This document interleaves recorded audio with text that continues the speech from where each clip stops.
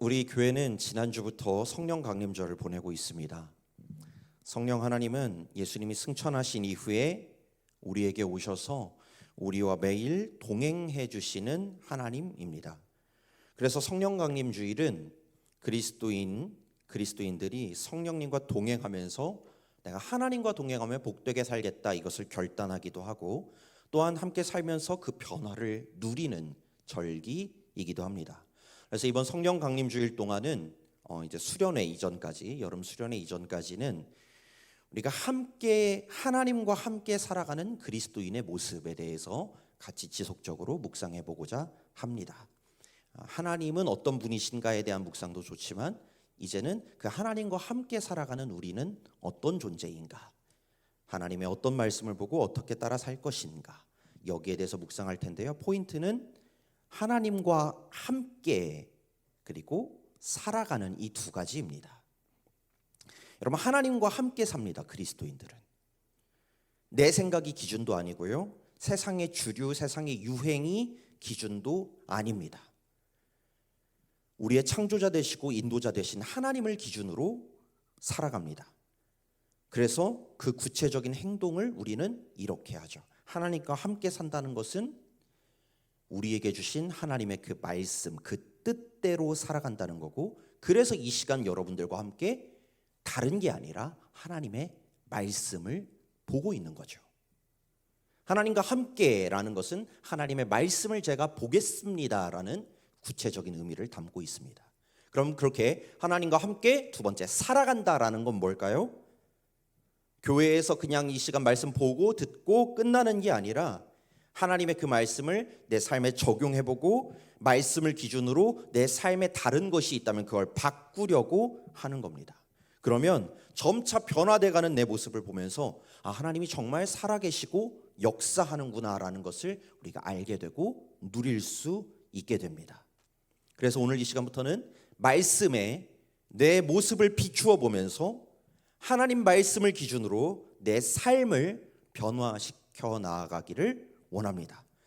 그러면 내가 살아가는 자리가 그냥 나만 애쓰고 힘쓰는 자리가 아니라 하나님이 힘을 주시고 하나님께서 도와주시는 역사의 자리, 그런 인생이 우리 모든 청년들에게 일어나게 될 줄을 믿습니다. 그렇게 성령 강림 주일, 하나님과 함께 살아가는 그리스도인들에 대해서 묵상한다는 것을 말씀드리면서 오늘 말씀을 시작해 볼게요. 여러분, 요새 뉴스에서 한창 많이 나오는 키워드 중에 하나는 암호화폐입니다. 아시죠? 뭔지는? 잘 모르시나요? 나온 지는 좀 한참 되었죠? 암호화폐. 암호화폐라고 하는 것보다는 코인이라는 말이 우리에겐 더 익숙할 수도 있는데요. 암호화폐가 뜨거웠던 시절에 저는 군에 있었습니다. 한 5년 전쯤 한 번 반짝했었고, 한 2년 전쯤 한 번 더 반짝했었는데, 그 시기를 저는 군에서 모두 보냈거든요. 그런데 저는 군에서 암호화폐를 대하는 사람들의 모습을 보면서 두 부류의 사람을 보았었습니다. 첫 번째 부류의 사람들은 어떤 사람들이었냐? 암호화폐에 코인 투자로 큰 돈을 보신 분들이었어요. 좋겠죠? 네, 감사합니다. 네, 좋았어요. 그런데 분명히 좋은 일을 만났는데 그분들의 삶이 조금씩 흔들리는 것을 또한 보았습니다. 분명히 어제까지 굉장히 성실했던 간부님이었는데 많은 돈이 오히려 그 삶을 흔들고 망치고 방만하게 하는 것을, 게으르게 하는 것을 보게 되었습니다. 그리고 그걸 보는 두 번째 부류의 사람들이 있었어요. 번 사람이 있으면 어떤 사람이 있어요? 네, 잃은 사람이 있죠. 그런 분들도 있었어요. 굉장히 낙담하고요. 그분들은 또한 잃은 것으로 인해 그분들의 인생이 흔들리기 시작합니다. 그러다가 극단적인 선택을 하시는 분들도 적지 않게 봤어요. 적지 않게가 아니고 많이 봤어요. 그래서 부대에서는 저에게 그분들을 상담하라는 명령을 내렸고, 저는 그분들을 상담해야 했습니다. 잘 번 분들은 사실 상담의 대상이 아니었지만 그분들까지 다 하래요. 그래서 다 상담을 했었는데 좋은 일을 겪었는데도 흔들리고 안 좋은 일을 겪었는데도 흔들리고 있는 것을 보니 도대체 이 상담을 어떻게 진행해야 될지 모르겠더라고요. 뭐 제가 상담사님처럼 뭐 라이센스가 있고 스킬이 있고 이런 것도 아니니 뭐 목사님이라고 해서 연대장님이 불러다가 이렇게 목사님 상담 좀 해주세요 해서 진행을 하는데 무슨 말을 해야 할까 고민하다가 결국 무엇이 됐든지 그들의 삶이 흔들리는 걸 보면서 저는 여기에서 이제 저랑 신방하신 분들은 알 텐데 제가 공통 질문을 꼭 하나씩 드리거든요. 한 2개나 3개 정도씩. 그분들에게도 꼭 질문을 했어요. 간부님, 무엇이 당신을 살게 하고 있습니까? 라는 질문을 드렸습니다. 누군가는 가족이었고요. 누군가는 키우는 반려견이기도 했고요. 누군가는 부모님이기도 했고요. 누군가는 조국이기도 했습니다. 그런데 누군가는 그것이 암호화폐이기도 했고요. 누군가는 자동차이기도 했고요. 누군가는 큰 집이기도 했고요. 누군가는 진급이기도 했습니다. 그래서 저는 그 다음에 한 번 더 물어봤어요. 간부님, 진짜 그게 간부님의 인생을 살게 하는 겁니까? 그게 있으면 진짜 살 수 있을까요? 라고 물었습니다.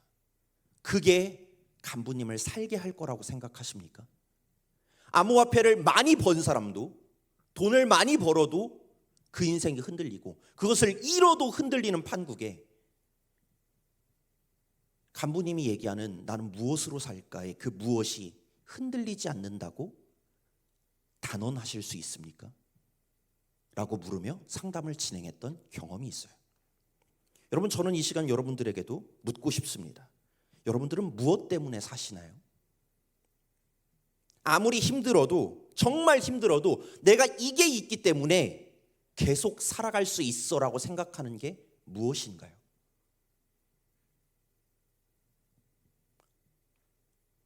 제가 군에서 만났던 그분들은 암호화폐가 그들의 살아갈 힘이고 이유였습니다. 적으면 인생을 포기하기도 하고 많으면 많은 대로 교만해지기도 했던 것. 그것이 그들의 삶의 이유였고 힘이었어요. 여러분, 이런 걸 두고 자존감이라고 합니다. 자존재감, 나를 존재하게 하는 것. 나는 무엇이 있기 때문에 존재한다. 나는 어떤 사람이기 때문에 존재한다. 나의 존재의 이유를, 나의 존재의 가치를 설명해 주는 것을 자존감이라고 부르죠. 저는 오늘 이 시간 여러분들과 함께 그리스도인의 자존감에 대해서 얘기해 보고자 합니다. 그래서 제가 여기 말씀 노트에 써놨죠. 나는 땡땡한 사람이야. 우리 청년들은 여기 어떤 걸 넣을 수 있을 것 같으세요? 나는 땡땡한 사람이야. 뭐 2글자가 아니어도 좋아요. 나는 어떤 사람이야. 여러분, 여기에 만약에 가난을 한번 넣어봅시다. 나는 가난한 사람이야. 힘이 안 나죠? 근데 반대로 여기에 부유라는 단어를 한번 넣어봅시다. 나는 부유한 사람이야. 웃음이 나오죠? 그러면 그 순간 내가 나를 살아가게 하는 힘은 내가 돈을 많이 벌면 잘 살겠구나. 나의 삶에 나의 자존감의 근원이 부에 있구나라는 걸 알게 됩니다.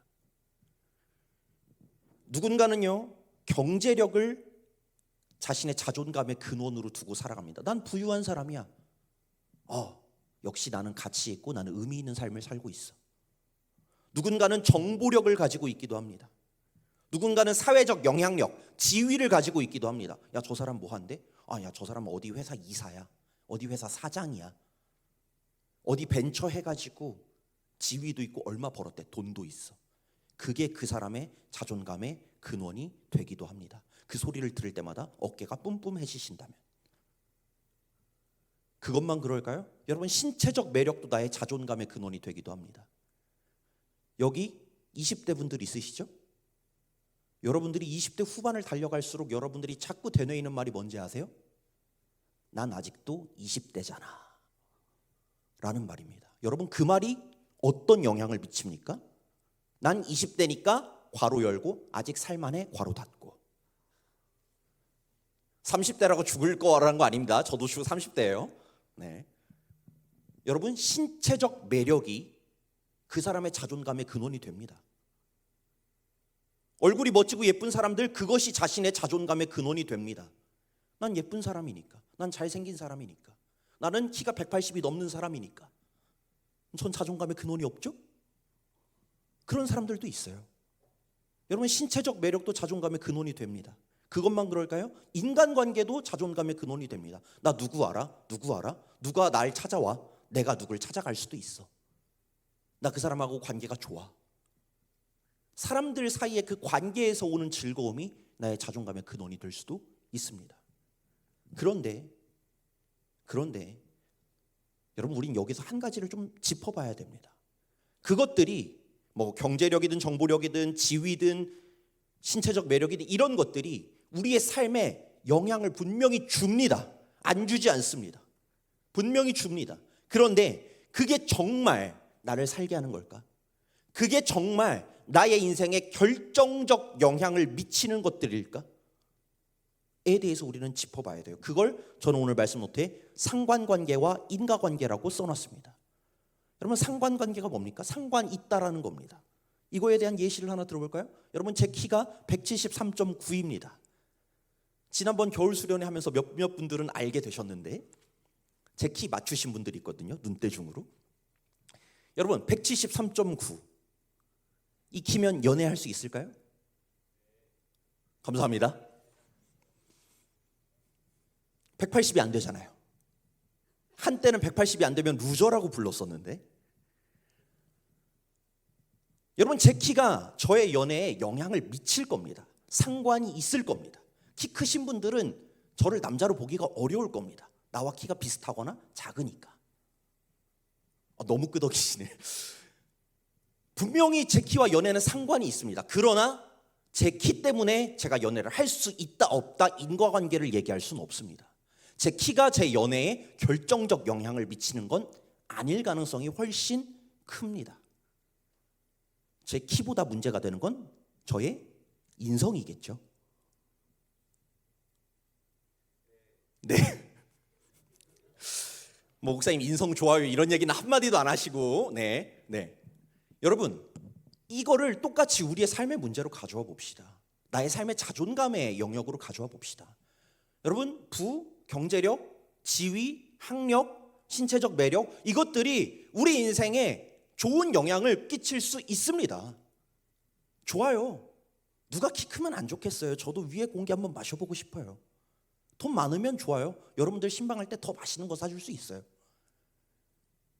그에 상관이 있습니다. 그러나 그것이 진짜 내 자존감을 세워줄 수 있는, 나의 인생을 세워줄 수 있는 결정적 요인이냐라고 묻는다면 그건 아니라는 겁니다. 암호화폐에 돈 많이 벌었어도 많으면 많은 대로 내 인생이 망가지고 적으면 적은 대로 내 인생이 망가집니다. 여러분, 신체적 매력, 외모, 나이 100년을 넘길 수 없습니다. 30년만 지나도 바뀝니다. 돈도 있다가 사라지고요. 정보도 계속 바뀌죠. 지금 내가 가진 정보가 끝까지 중요한 정보가 되지 않습니다. 사회적 영향력, 여러분 아무리 훌륭한 미국 대통령이라고 해봤자 8년입니다. 8년 지나면 끝납니다.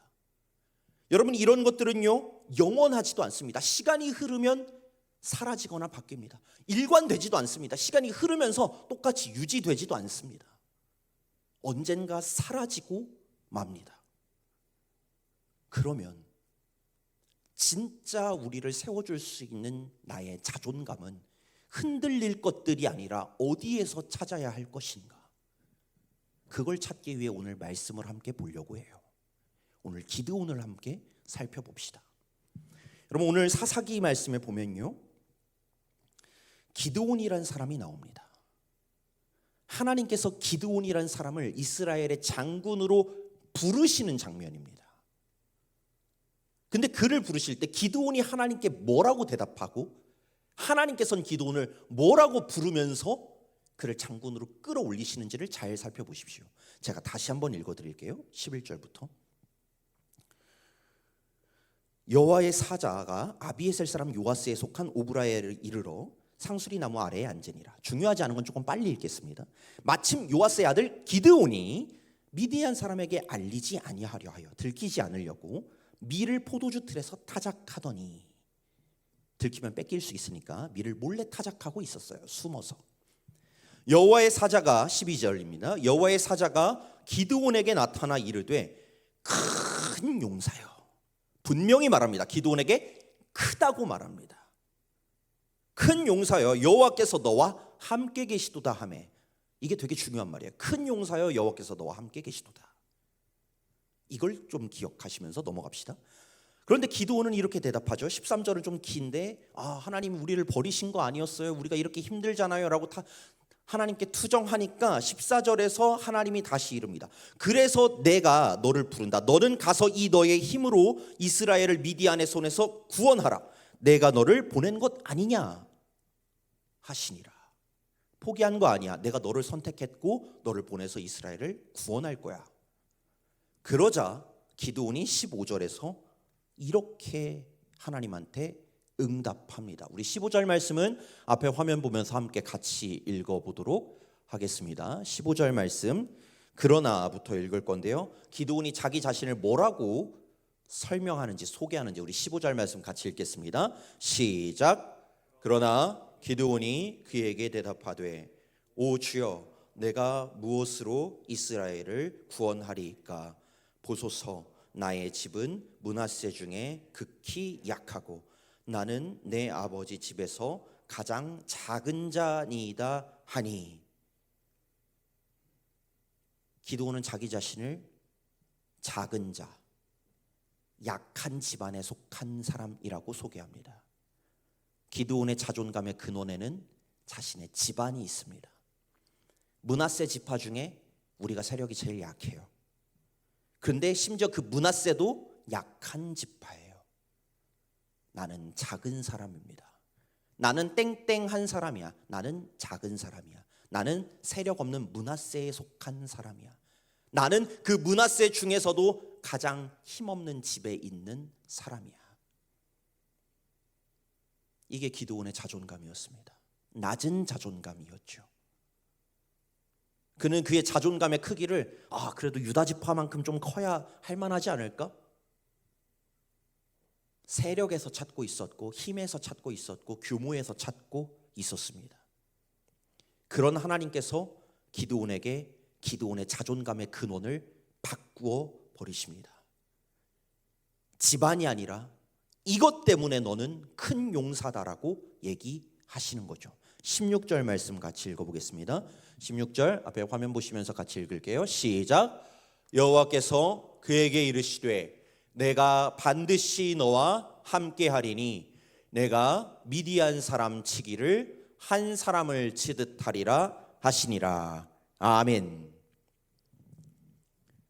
미디안 사람들은 정말 많습니다. 정복자들입니다. 근데 그들을 1대1로 붙을 것처럼 너가 큰 사람이다라고 얘기하시는 이유는 내가 반드시 너와 함께 하기 때문입니다. 기드온은 자기 자신을 가장 작은 자라고 얘기했지만 12절에서 하나님은 내가 너와 함께 있기 때문에 큰 용사라고 부릅니다. 여러분, 기드온의 정체성은 므낫세 지파가 아니라 지극히 약한 집안 사람이 아니라 하나님이 함께하는 사람이라는 것을 하나님께서 일깨워 주십니다. 제가 여기다 적어놨죠? 좀 다른 글씨체로. 여러분, 우리 같이 한 번만 읽어볼까요? 나는 하나님이 함께하는 사람입니다. 이거 같이 한 번만 읽어보겠습니다. 시작. 나는 하나님이 함께하는 사람입니다. 여러분, 이게 기드온의 진짜 자존감의 근원이었어요.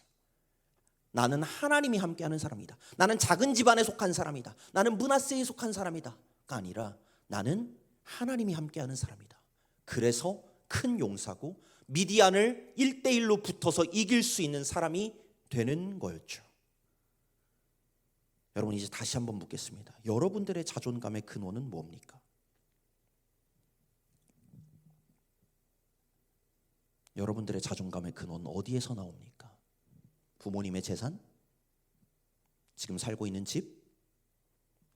다니고 있는 학교, 취직한 회사, 무엇이 여러분을 그래도 안심시켜주고 힘들 때마다 그래도 나는 이런 사람이니까, 여기 다니는 사람이니까, 여기 출신이니까, 난 그래도 통장에 얼마 있으니까, 나를 살게 하는 그 무엇이 뭘까요? 여러분, 그게 진짜 여러분의 자존감을 끝까지 세워줄 수 있을까요?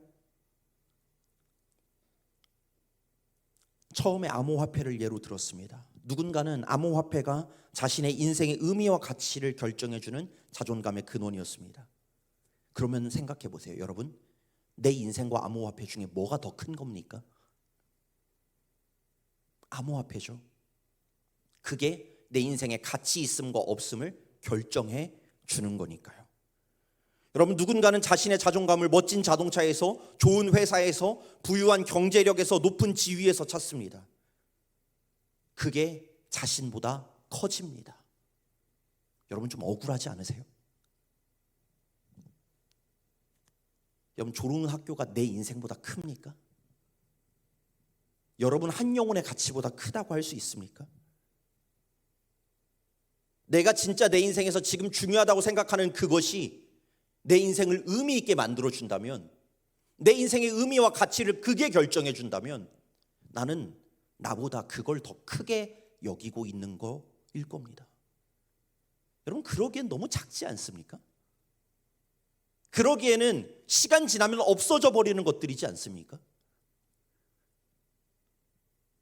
여러분, 그것들이 여러분의 영혼보다 클 수 없습니다. 하나님께서는 우리 한 영혼 한 영혼을 천하보다 귀하다라고 말씀합니다. 그러니 적어도 나의 자존감의 근원을 무엇으로 삼을 거라면 여러분보다 큰 걸 찾으십시오. 흔들려서 없어질 그걸 찾지 마시고 적어도 여러분보다 큰 것을 여러분의 인생의 가치와 의미를 결정해 주는 걸로 삼으십시오. 그럴 만한 게 뭐가 있습니까, 세상에? 영원하지도 않고 일관되지도 않고 언젠간 사라져버릴 것들이 여러분의 자존감의 근원이 되지 않기를 바랍니다. 그 대단한 대통령 길어야 8년 하고 끝납니다. 최고의 차 타봤자 20만 킬로입니다. 아무리 좋은 백을 사고 그것을 매도 다 헤어지고 사라집니다. 점수 높은 학교 나와도요, 그 학교 출신인 것이 내 인생의 행복을 결정지어주지 않습니다. 영향은 좀 주겠죠. 근데 그 어느 것도 나보다 클 수도 없고 내 인생을 결정지어주지도 않습니다.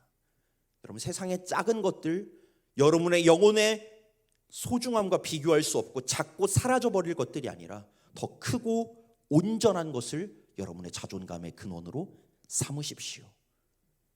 이 세계에 무엇보다 가장 크신 분, 무엇과도 비교할 수 없는 분, 바로 창조주 하나님을 여러분의 근원으로, 여러분의 자존감의 근원으로 삼으실 수 있기를 간절히 축원합니다.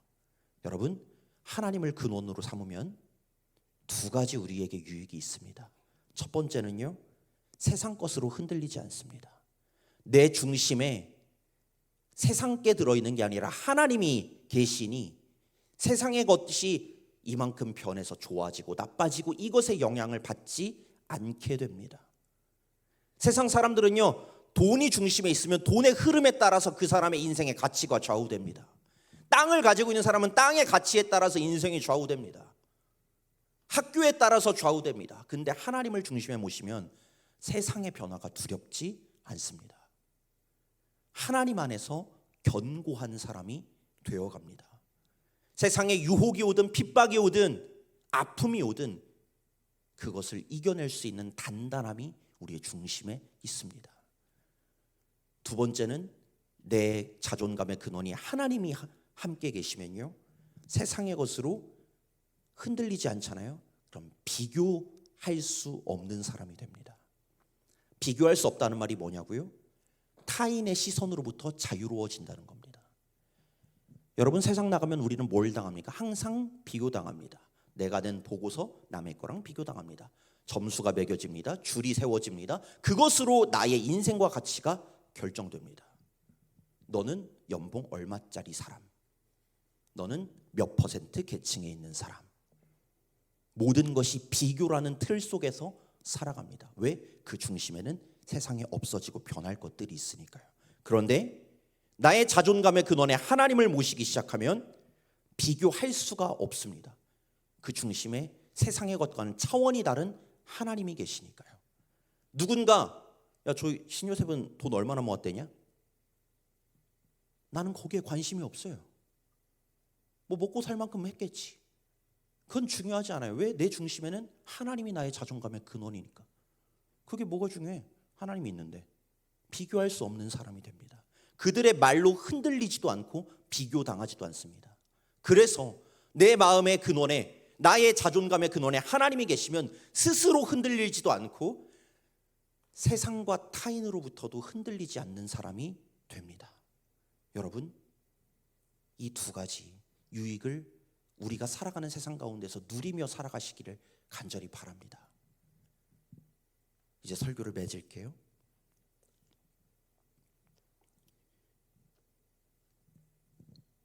여러분, 세상 SNS나 인터넷 뉴스를 보면요, 한 가지 공통적인 걸 발견합니다.